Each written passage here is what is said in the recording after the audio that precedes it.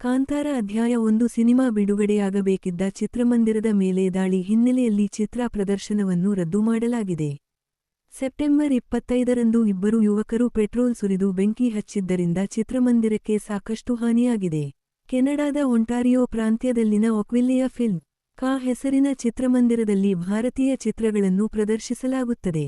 ಈ ಚಿತ್ರಮಂದಿರದಲ್ಲಿ ಪವರ್ಸ್ಟಾರ್ ಪವನ್ ಕಲ್ಯಾಣ್ ಅಭಿನಯದ ಓಜಿ ಸಿನಿಮಾ ಹಾಗೂ ನಟ ನಿರ್ದೇಶಕ ರಿಷಬ್ ಶೆಟ್ಟಿಯವರ ಕಾಂತಾರ ಅಧ್ಯಾಯ 1 ಚಿತ್ರಗಳು ಪ್ರದರ್ಶನ ಕಾಣಬೇಕಿತ್ತು. ದಾಳಿ ನಡೆದ ಹಿನ್ನೆಲೆಯಲ್ಲಿ ಈ ಎರಡೂ ಭಾರತೀಯ ಚಿತ್ರಗಳನ್ನು ರದ್ದುಗೊಳಿಸಲಾಗಿದೆ. ಈ ಕುರಿತು ಚಿತ್ರಮಂದಿರದ ಮಾಲೀಕರು ಮಾಹಿತಿ ನೀಡಿದ್ದಾರೆ. ಟಾಕೀಸ್ನೊಳಗೆ ಬೆಂಕಿ ಹಚ್ಚುವ ದೃಶ್ಯದ ಸಿಸಿಟಿವಿ ಫುಟೇಜ್ಗಳು ಲಭ್ಯವಾಗಿದ್ದು, ದಾಳಿ ನಡೆಸಿದ್ದ ಇಬ್ಬರು ಆರೋಪಿಗಳನ್ನು ಬಂಧಿಸಲಾಗಿದೆ. ಈ ಕುರಿತು ಸ್ಥಳೀಯ ಮಾಧ್ಯಮಗಳು ವಿಡಿಯೋ ಸಹಿತ ವರದಿ ಮಾಡಿವೆ.